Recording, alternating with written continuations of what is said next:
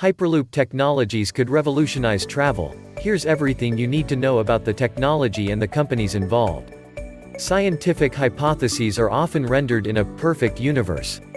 The world we know started in thought experiments and idealized models. Ideals like the frictionless surface allowed Newton to lay the groundwork for modern physics. But he never imagined that reality could live up to them. If Newton saw how his principles eventually enabled trains, cars, and airplanes, moving faster, going farther, he may have projected his wonder out and, like many, dreamed that the 21st century would usher in unknowable space-age technologies. But here we are. Still no flying cars. Still no hoverboards. Transportation has not fundamentally changed in a century. From the cost of trains, and the carbon pollution of planes, to the cacophony of traffic in any major city, when it comes to transportation, our universe is far from perfect. But recently there's been a growing promise that transportation might finally get a little more 21st century, thanks to a developing technology called Hyperloop. Hyperloop is most intuitively compared to a high-speed train, but it uniquely overcomes the fundamental obstacle that plagues all transportation methods: friction. Friction, in the form of rolling friction, is why we can't glide effortlessly on bikes forever without eventually falling over.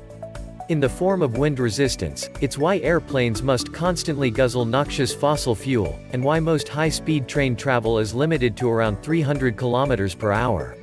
Still in development, Hyperloop pods will travel in a tunnel that has been almost entirely evacuated of air. Instead of rolling on top of tracks, they will levitate just above them. With wind and rolling resistance gone, a pod carrying people or cargo could be rapidly accelerated up to speeds of 1,200 km per hour. It can glide like an air hockey puck until it reaches its destination. Hyperloop brings frictionless travel out of thought experiments and into reality. Although the idea in some form has roots going back for a century, its public credibility was boosted a few years ago when Tesla CEO, Elon Musk, published an open paper outlining his vision of the concept and encouraged others to build on it. The idea quickly gathered momentum and saw several companies pop up to pursue it further. One of those companies was Hyperloop One, later Virgin Hyperloop One. While some Hyperloop companies started their efforts by going straight to governments to negotiate proposed routes, Virgin Hyperloop One took a more pragmatic engineering approach. They first wanted to verify that this concept can actually work, says DK&A's Vil Kolamainen. That you can actually have a train-like pod travel in a vacuum tube and you can actually reach these insane speeds of over 1,000 km per hour. After preliminary research, the Los Angeles-based company took their efforts to the Nevada desert. They built this test track, about 500 meters long, says Vil, to prove the concept.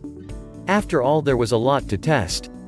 Everything from the tube design capable of securely maintaining a vacuum, to the propulsion and levitation systems, all had to be shown to work effectively and in tandem. In May 2017, Virgin Hyperloop One had their first full test trial and it was a major success. They were able to accelerate their prototype sled to speeds of over 300 km per hour in just 300 meters before braking. In other words, they verified that, given a longer track, they could safely reach incredible speeds, says Vil. Virgin Hyperloop One had proven itself in Hyperloop technology. They were seen by many Hyperloop observers as leading the technology. But because they had worked in secret, most people were unaware of their successes. That's when they got in touch with DK&A. They had been quite hush-hush up to this point, so they needed to have a coming out of sorts, says Vil. In other words, it was time for them to convince investors, governments, and the public at large that Hyperloop was real, it deserved investment and excitement, and that Virgin Hyperloop One was the one to deliver it. The company wanted DK&A's help with that challenge. But how do you make a vision of the future appear real today? With all the hype around Hyperloop, it seemed to some too good to be true. You have to remember that at this time nobody had actually seen anything concrete or tangible related to the Hyperloop mode of travel, says Vil. And that's where we started our cooperation. We were going to help them show the public that something was actually happening. And the question was, how do we come out in a way that would not make Hyperloop look like complete sci-fi? While Virgin Hyperloop One didn't know how they would unveil their technology, they did know where it needed to happen. The Consumer Electronics Show, CES, one of the largest and most prestigious showcases of new products and technologies in the world. CES takes place each January in Las Vegas, and features thousands of exhibiting companies, and over 175,000 attendees. Virgin Hyperloop One had recently struck a strategic partnership with the global mapping company here, and it was decided that together they would share a booth at the CES. By the time Virgin Hyperloop One had contacted DK&A, CES was only 7 weeks away, a tiny timeline to pull off something big. They needed a plan, and quick. At first, there was an idea that the Hyperloop car would be outside the booth and people could actually go see it and touch it and whatnot, Vil remembers.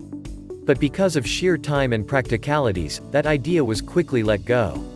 That's when DK&A had what turned out to be a key meeting with the Virgin Hyperloop One team. We asked them a very simple question which turned out to be pivotal, remembers Vil.